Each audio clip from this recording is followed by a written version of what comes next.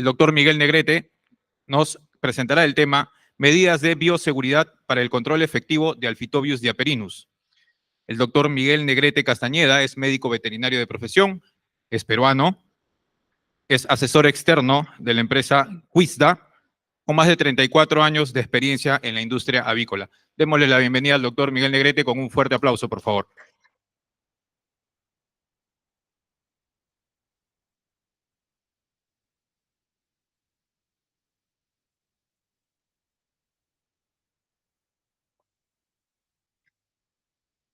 Muy buenas noches.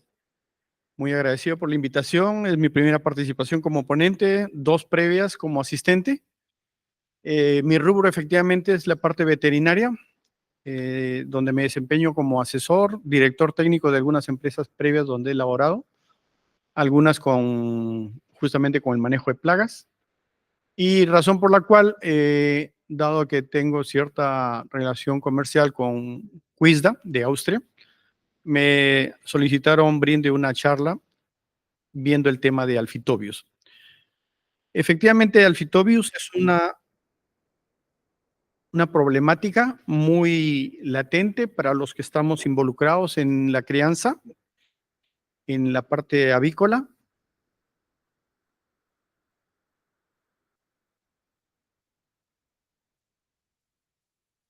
Ok,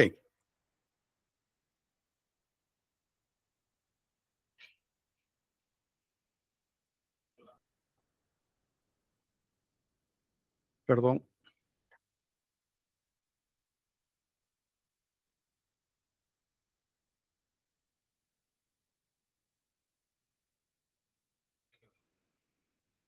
Ok.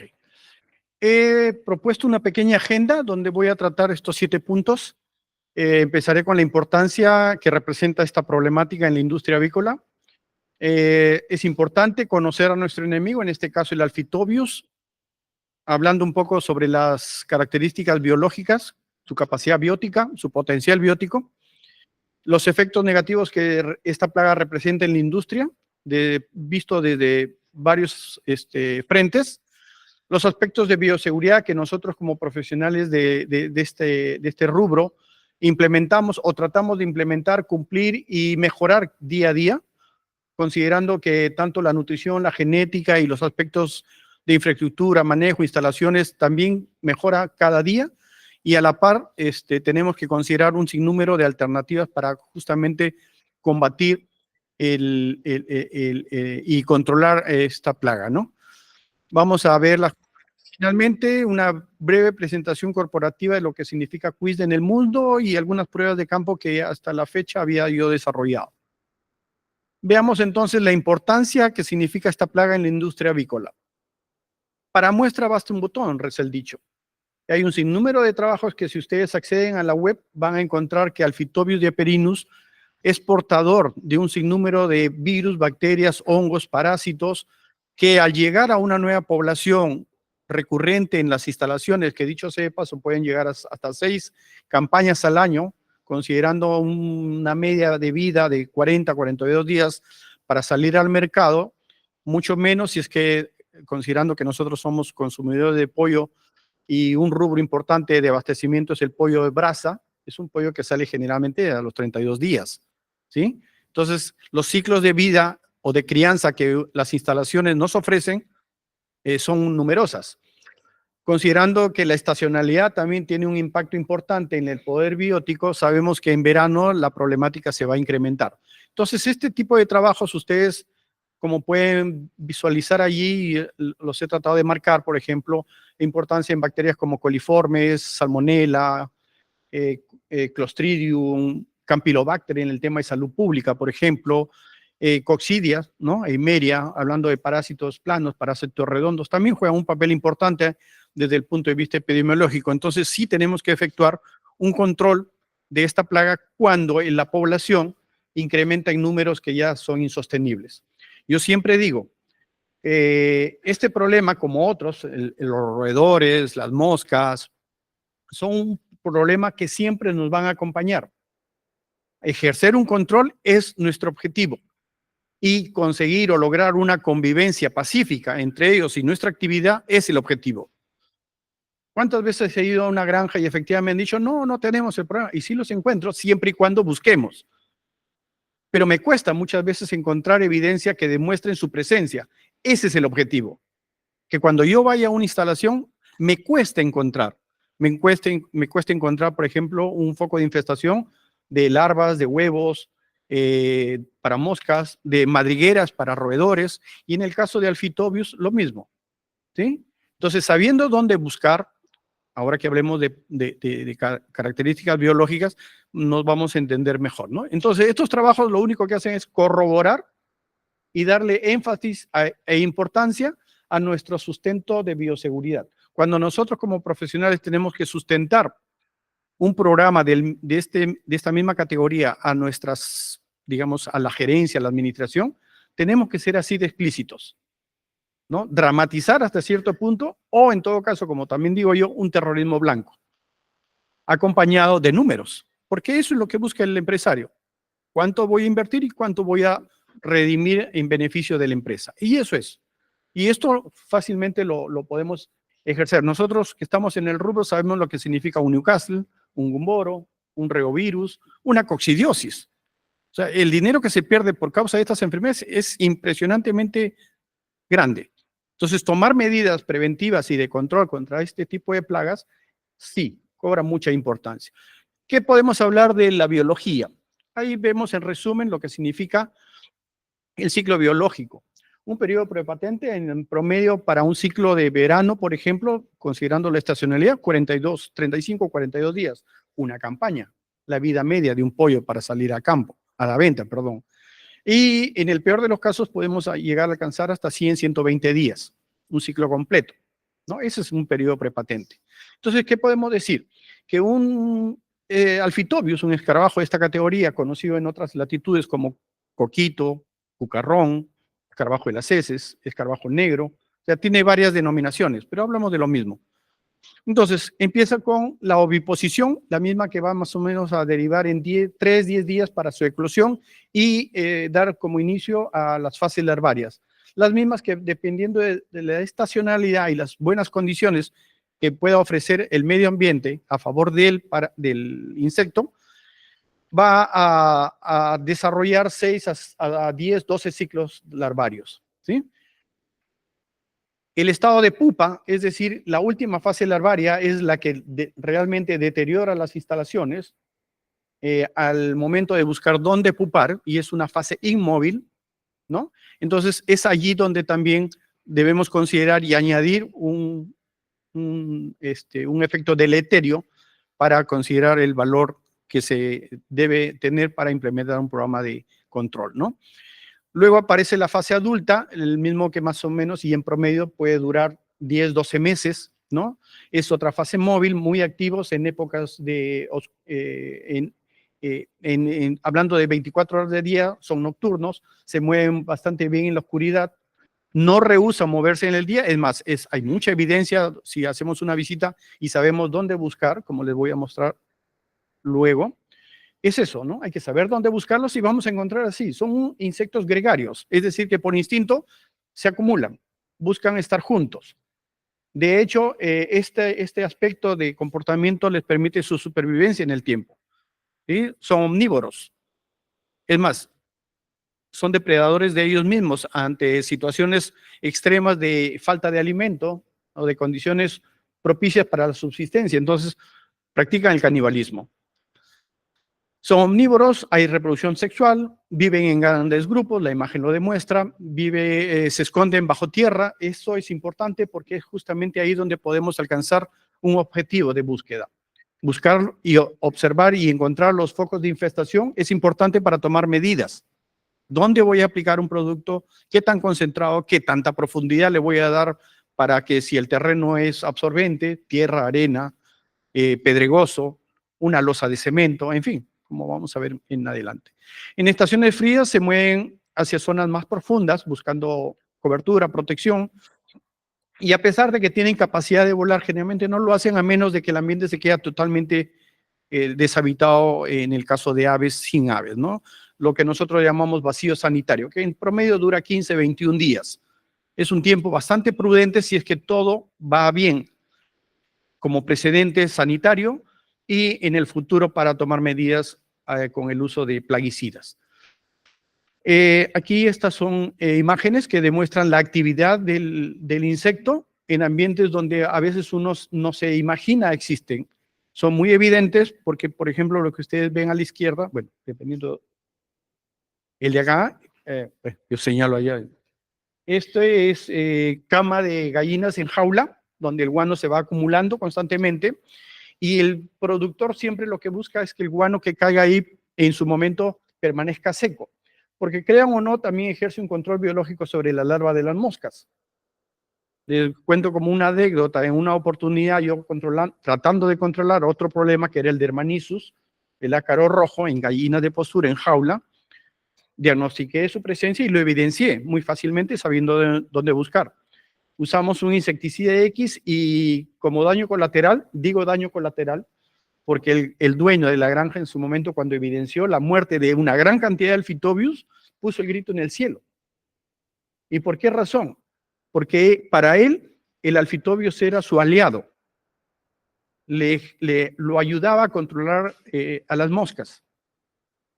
Entonces, vean ustedes, ¿no? Un control biológico que inclinaba la balanza a favor del Alphitobius más bien generaba otro problema, porque el Alphitobius sube las jaulas, la gallina se lo come y cierra el ciclo directo para otros parásitos como gusanos planos, coccidia, etcétera, ¿no? Cuando en jaula no deberíamos tener ese tipo de problemas. Y el otro es una granja de pollo de carne en piso, en una losa donde supuestamente se había ejercido todo el trabajo de desinfectación y se asumía que no había problemas. Lo evidencié muy fácilmente levantando un pedazo de lo que nosotros llamamos adobe, esos ladrillos de barro perdón, algo así, ¿no? Una laja y levanté y ahí estaba, ¿no? En la recepción, bajo condiciones propicias, este insecto recurre nuevamente a estos ambientes. Y ustedes ven ahí un pollito bebé, acaba de llegar, los comederos dispuestos con alimento, obviamente la humedad empieza a surgir, y ustedes ven ahí gran cantidad de Alphitobius que más bien ante la presencia de luz se esconden. Y eso es lo que genera un problema de incomodidad, un problema sanitario, porque los pollitos curiosos en algún momento al verlos trasladarse, simplemente se lo comen y lo vamos a evidenciar más adelante. Los estadios larvarios, hay que saberlos buscar también. A veces es muy evidente, no es necesario ser un genio ni entomólogo, yo no lo soy, yo soy autodidacta, con la experiencia del campo, los manejos, la reciprocidad de información que recibo con galponeros, capataces, otros colegas veterinarios, y es importante, y ahí se aprende bastante. Entonces, los estadios larvarios son muy fáciles de evidenciar, y vean la gran cantidad que pueden ustedes encontrar debajo de un comedero que no ha sido correctamente manejado. ¿De quién era la responsabilidad? Sí, del galponero. Pero ¿de quién era la responsabilidad de capacitar a ese personal para que ejecute un correcto manejo de sus equipos? Nosotros, los profesionales. ¿Sí? Otro efecto es el que es deleterio sobre la salud de las aves, ¿no? El hecho de ser portadores de enfermedades, como ya lo señalé anteriormente y sustentado en trabajos que han demostrado lo mismo. Sobre la infraestructura, es importante. El estadio final de larvas previa pupa es el que ejerce el daño sobre los ambientes de aislamiento, sobre todo en galpones climatizados, automatizados. Nosotros en el Perú tenemos una franja costera de, ¿cuánto? 2.000 kilómetros probablemente, de las cuales mucha de esa área es ideal para la crianza del pollo. Una temperatura mínima promedio en invierno puede llegar en esas zonas 12 grados, 14 grados, y en verano estará alcanzando 30, máximo 32 grados, 35 tal vez en el peor de los casos. Entonces, digamos que con una precipitación pluvial muy baja, una lluvia que nosotros le llamamos garúa, entonces es bastante manejable y no necesitamos galpones muy automatizados a menos que querramos ser muy eficientes, ¿sí? Por la densidad, por la conversión alimenticia alcanzada y una serie de factores que obviamente el empresario tiene que sojuzgar para tener que invertir en eso. De lo contrario, con los galpones, como vamos a ver más adelante, para ellos es suficiente. Estamos hablando de tierra, arena, entonces son ambientes que favorecen el desarrollo y proliferación de esta plaga. A lo que quiero llegar es que el inicio de esta actividad debería demandar de la construcción de equipos e instalaciones bien pensadas, ¿sí? El efecto traumático de las aves es otro daño inmediato que nosotros lo percibimos con situaciones de estrés, daño físico, complicaciones bacterianas como enfermedades, por ejemplo, la dermatitis necrótica, que muchas veces uno no lo percibe en campo porque envía el pollo a la planta de beneficio, y muchas veces el feedback que nosotros tenemos de la planta de beneficio son quejas por daños a nivel de tejido cutáneo y subcutáneo y consecuentes condenas, parciales o totales, ¿sí?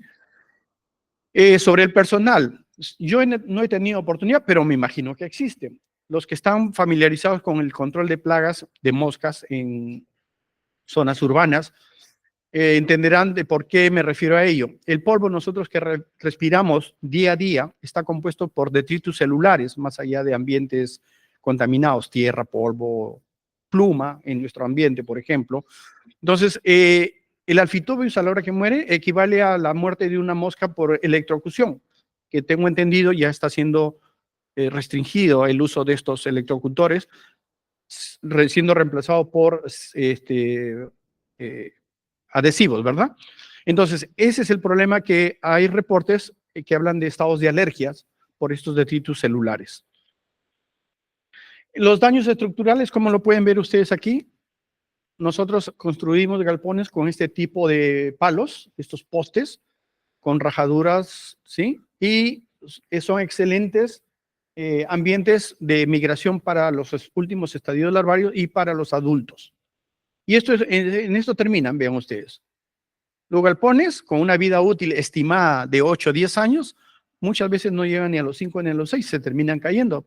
Vean lo corroído de la base, literalmente está flotando.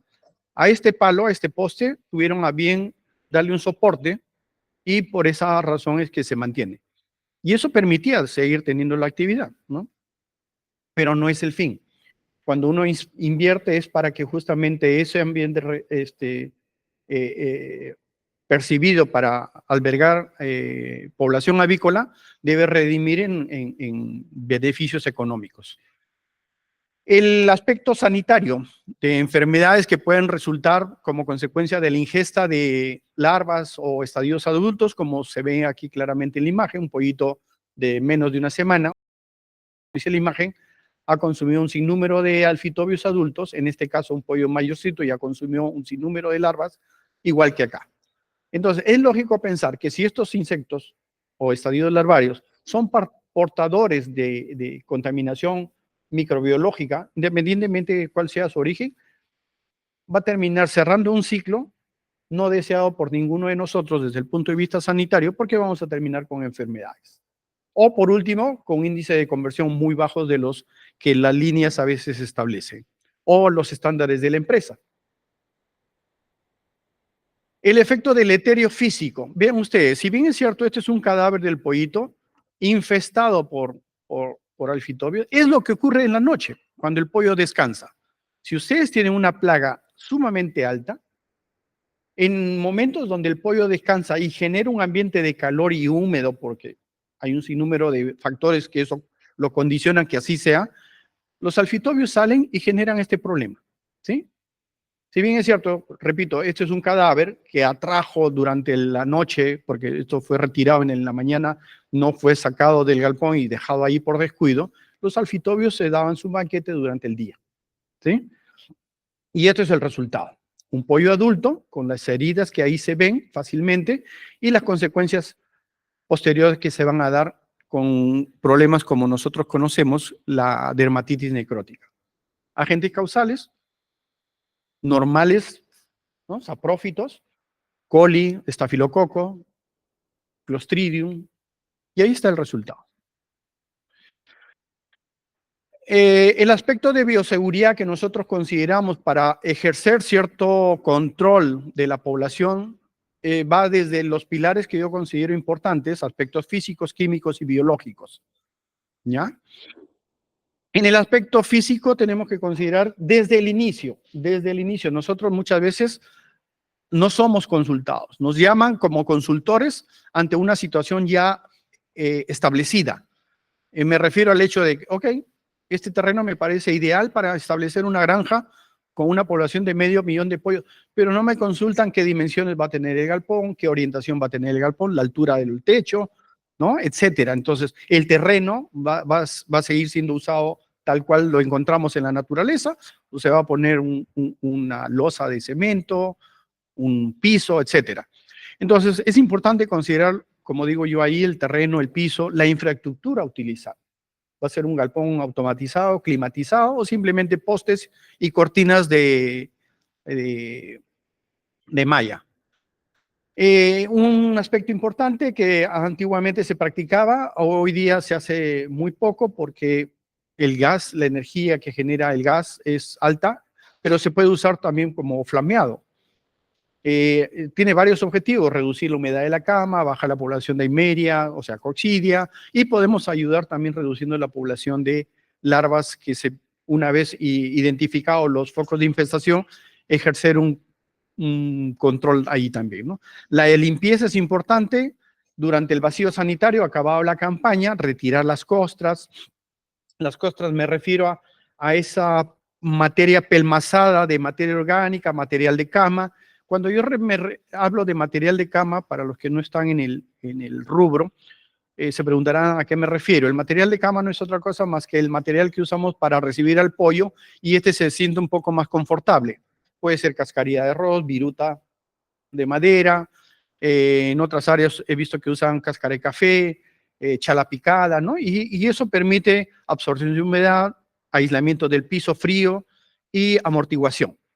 Ese es el material de cama. Entonces, todo eso junto con la humedad generada por las heces que generan las deposiciones, los desperdicios de los bebederos, todo eso va generando el deterioro de la cama y contaminación incrementada, ¿no? El apilamiento, que es un efecto mecánico, físico, que se practica al final de la campaña, dependiendo del objetivo a tener de ese material.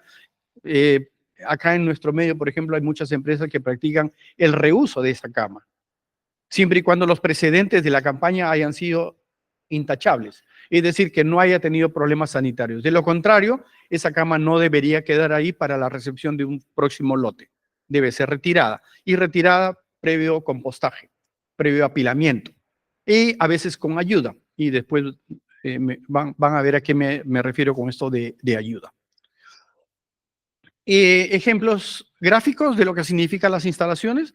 Estos son los galpones típicos, con refuerzo en la base, como ustedes ven allí, para ejercer un mejor control del deterioro de estos postes por parte del Alphitobius. La altura importante, pero el piso sigue de tierra, ¿no? Es afirmado, pero sigue siendo de tierra. Y eso le permite al Alphitobius cierta cobertura, cierta protección, refugio, etcétera. Las cosas cambian cuando el piso es de esta naturaleza. Sin embargo, el Alphitobius va a migrar hacia las paredes. Va a encontrar la oportunidad para migrar y establecerse ahí también en sus diferentes estadios. Algunos larvarios, pupa y adulto, ¿no? Reduciendo la vida útil de este material, generando mayores pérdidas para conservar la temperatura o alcanzarla, porque el material aislante ahí empleado lo que busca es conservar la temperatura en el interior. Cuando la cobertura esta se pierde por el deterioro debido a la presencia del Alphitobius, la temperatura se disipa y se pierde, ¿sí? Y eso es, la energía cuesta. En nuestro caso, el gas.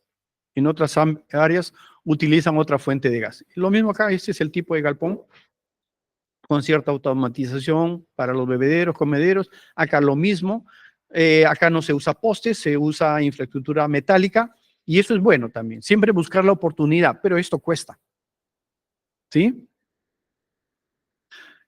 Otros materiales, por ejemplo, y eso es lo que uno va aprendiendo. Vean este material, pero vean dónde se refugia el Alphitobius. Y eso estaba a una altura de 2,5 metros. En nuestro medio tenemos la ventaja de conseguir maderas algo caras, evidentemente, y cuando le pregunto a este amigo qué madera has usado, me dice estoy usando capirona. La capirona es una madera, un vegetal que en la selva, en el oriente nuestro, lo usan como vegetal en la medicina naturista. Yo no lo sabía.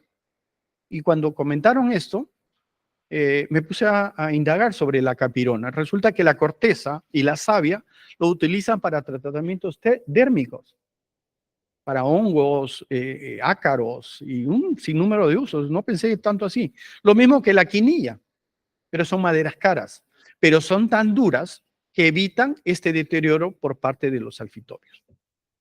Entonces sí hay alternativas si es que queremos permanecer con el uso de este tipo de instalaciones, ¿sí?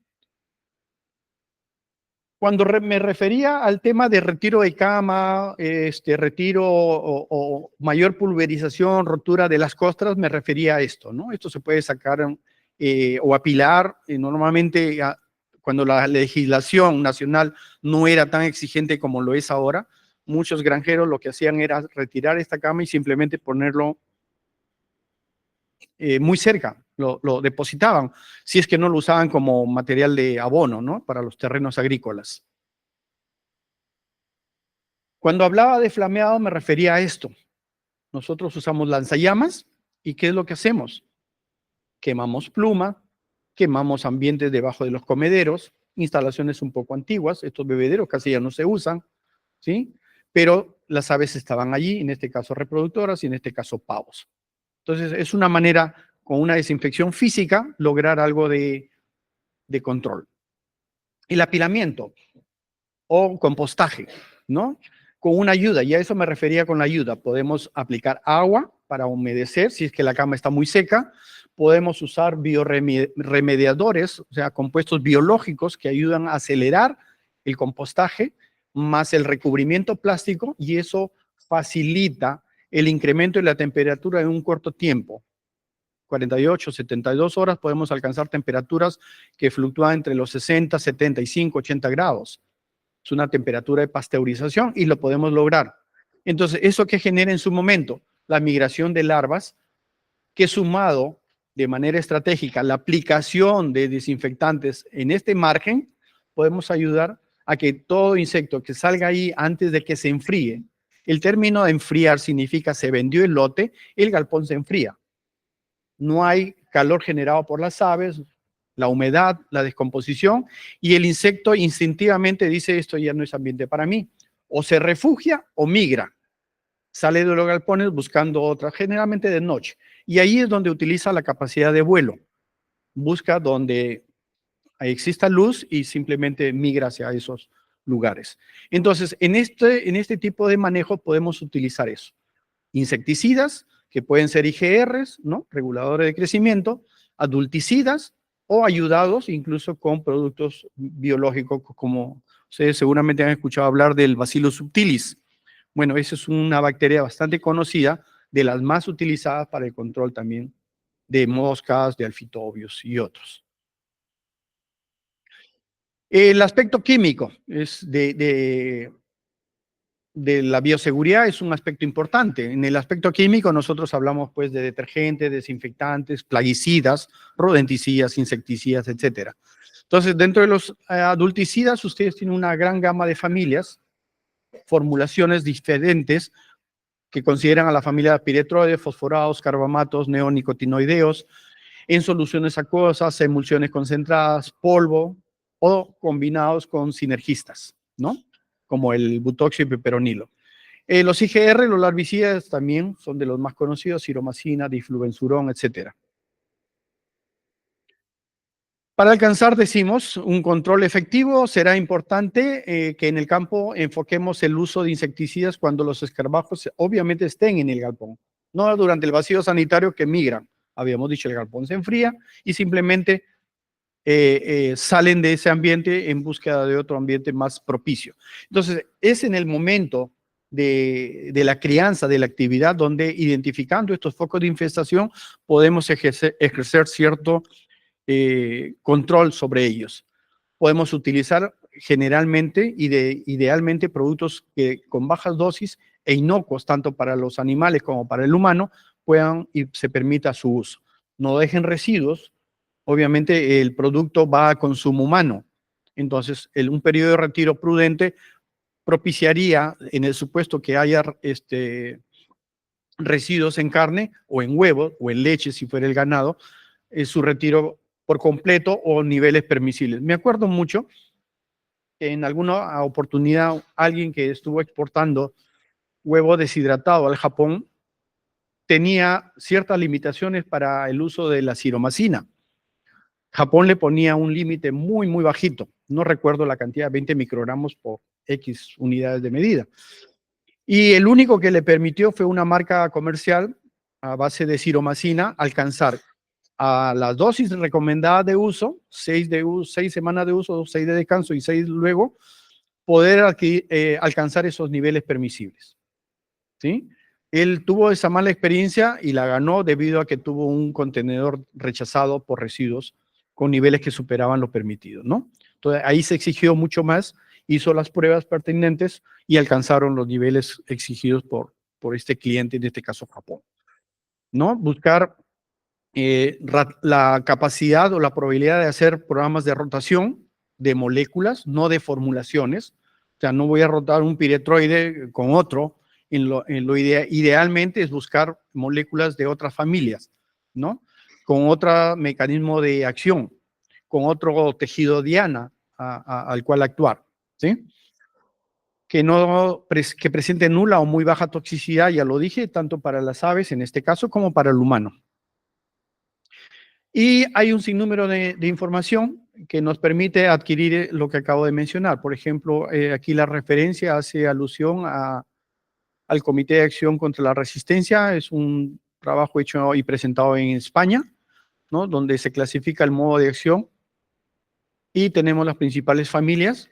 El trabajo es mucho más extenso. Me tomé el trabajo es solamente tomar las 2 primeras páginas, pero este trabajo está en la web, así que ahí lo pueden.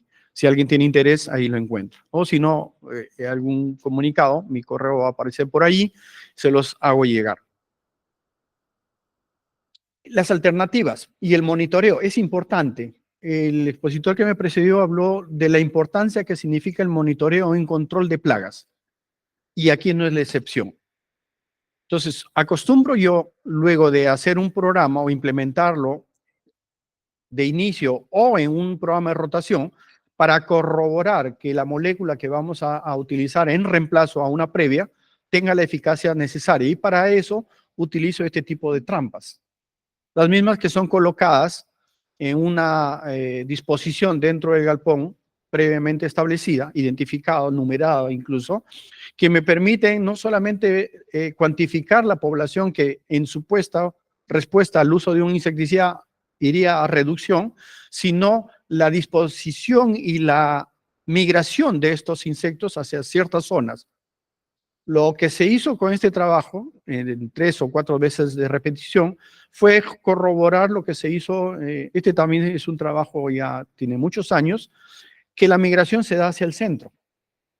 Los insectos tienden a ir hacia los postes centrales más que en los laterales. Este trabajo hace que los tubos sean literalmente enterrados en las zonas que ustedes elijan, equidistantes uno de otro, laterales y centrales, luego recogidos, refrigerados, ¿no? En el freeze, en la parte, ese día casi me botan de la casa porque usé la refrigeradora de la casa, y cuando los vieron que había sacado todo y había puesto estos tubos, por supuesto, se armó, ya saben ustedes qué cosa, ¿no? No usaron el congelador un buen tiempo, ¿no? Por supuesto, tomé todas las medidas preventivas, pero no me creyeron. Definitivamente no me creyeron. ¿Sí? Así que me gané un buen pleito por cumplir con los clientes. Y el recuento posterior es esto, ¿no? Larvas. Esto también son larvas, pero ojo, hay que tener mucho cuidado con el recuento. Estas son mudas. No de las que no hablan, porque son muy difíciles de encontrar. Son las estructuras, la quitina que la larva previa ha dejado.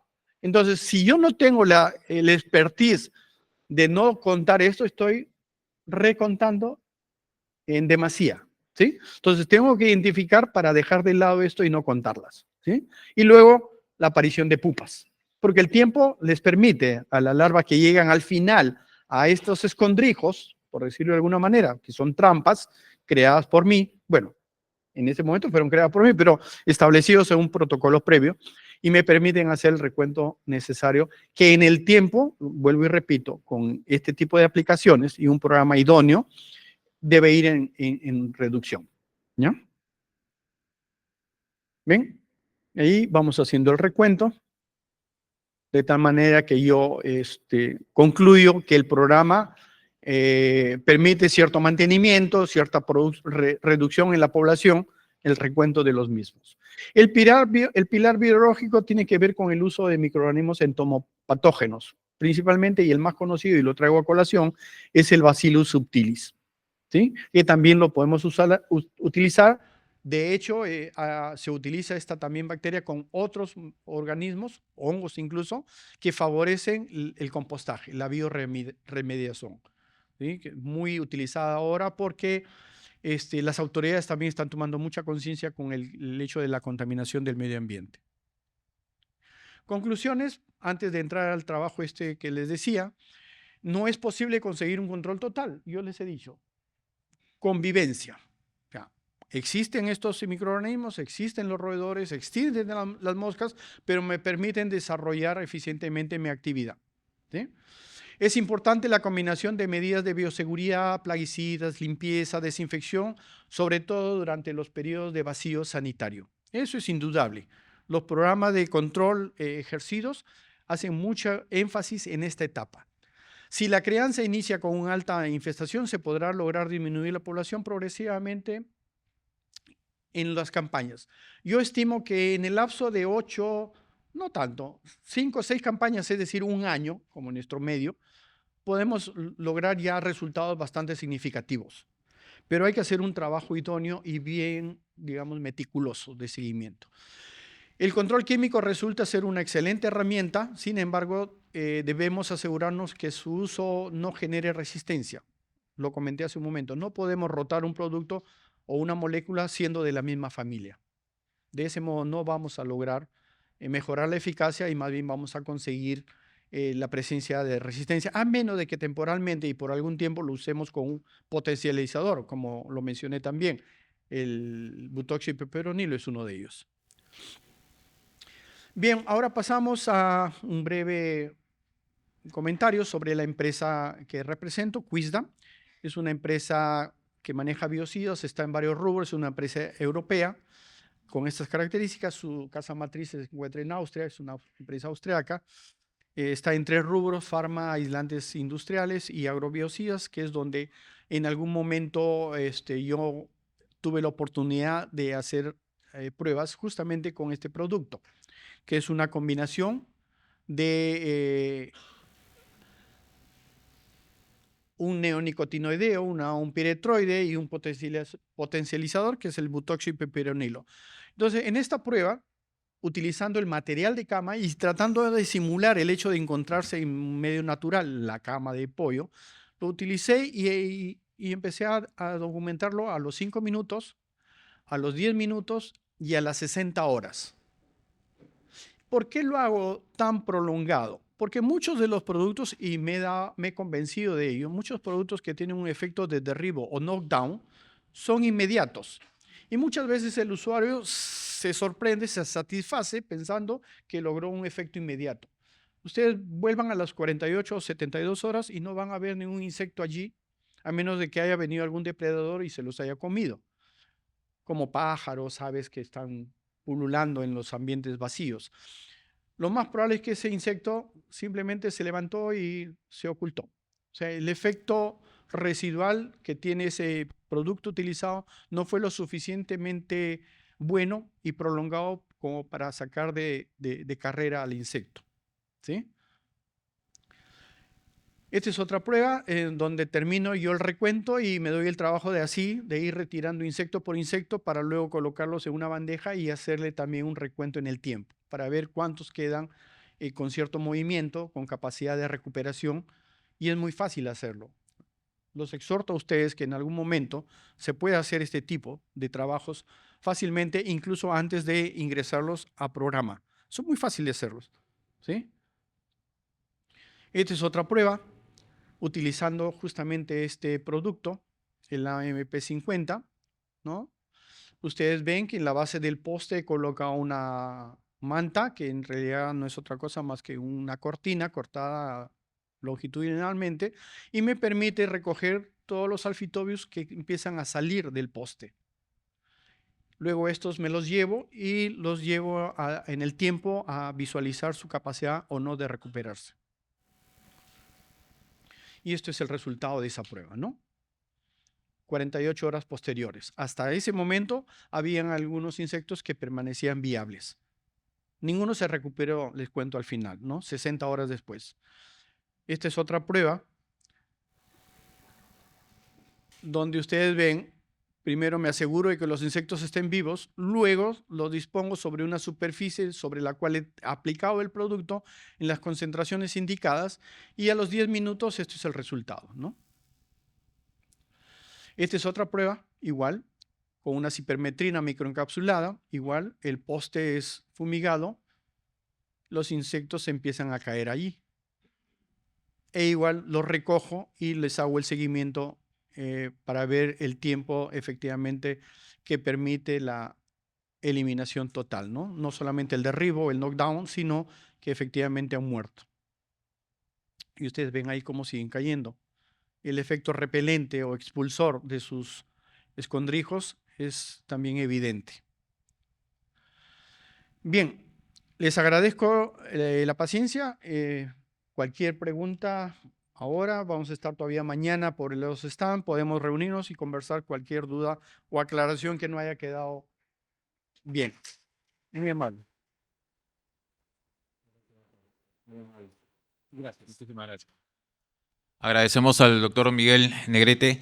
Rápidamente vamos con algunas preguntas. Por favor, un par nada más, si nos permite. Doctor Vicente, por favor.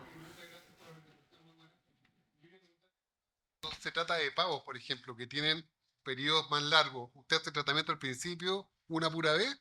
No, en el caso de pavos, efectivamente, es una vida más prolongada, no son los 42 días, estamos hablando de 12, 14, 16 semanas, dependiendo del peso que querramos alcanzar al mercado. Pero sí, los periodos de aplicación son más repetidos, con el debido cuidado, exacto, con el debido cuidado, pero yo no he tenido malas experiencias de intoxicación o reducción de peso, nada. No, ahí tenemos que trabajar eso. Sí, ahí yo, exactamente. Yo lo que hago es trabajar con el personal para que con ayuda de una herramienta ellos puedan romper esas costras, ¿sí? No, o sea, lo ideal sería un rotocultor de esos que se usan en la agricultura y pasarlos como esos carritos que van rompiendo el terreno, ¿no? Ablandándolo, por decirlo de alguna manera. Sí. Diga.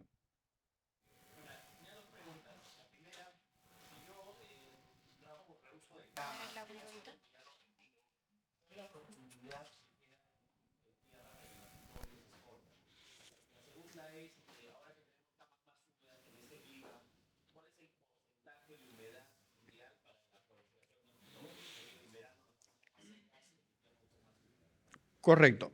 La primera pregunta es, el Alphitobius va a buscar lo más apropiado para sobrevivir. Encontré un trabajo en que el Alphitobius lo han encontrado hasta más profundo de medio metro. Yo lo he encontrado hasta 30 centímetros. ¿Y por qué te digo eso? Porque lo cuantifiqué. Justamente en la intención de demostrarle a un amigo que tenía que hacer algo al respecto, porque él no consideraba el Alphitobius como medida a considerar en el control. ¿Y por qué razón? Me llevó a visitar instalaciones, 3 galpones en particular, en una zona de Pachacamac, para iniciar una actividad de pavos. Y era una granja que había sido abandonada, no abandonada, sino abandonada en el sentido de crianza, ya mucho tiempo, ¿no? Y quería meter pavos. Y yo le mencionaba y le sacaba una serie de alternativas a considerar para a futuro no tener problemas y le hablé del Alphitobius. No, me dice, esta granja está mucho tiempo dejando. Le digo, no crea, le digo, este insecto y le expliqué todo, ¿no? A ver, demuéstrame. Y me empecé a buscar, me di el trabajo. Y efectivamente no encontraba, yo entre mí decía, no, tengo que encontrarlo. Así que me di el trabajo de ir a algunos postes donde había mucha champa, mucho material apelmazado, y buscar, y hasta que 30 centímetros abajo, gran cantidad de alfitos. Le digo, ¿te convenciste? Cuando entre el pavito y haya calor, haya humedad, haya alimento, estos van a salir. Ahora, ¿qué grado de humedad? Efectivamente, en invierno nosotros en Perú respiramos literalmente agua, casi toda la franja costera. Lima, 90, 94, hasta 98% de humedad relativa. El terreno en invierno es mucho más húmedo, efectivamente, o más difícil de manejar. En verano la humedad está suplida por la humedad de las heces. Y por el calor, las aves. Agua. Y ese es el problema. La humedad puede fluctuar 20, 30%, 40% en zonas donde literalmente se hace charco. En general, lo que quiero decir es que siempre hay que controlar la humedad. No nos podemos descuidar. ¿Sí? Muchísimas gracias.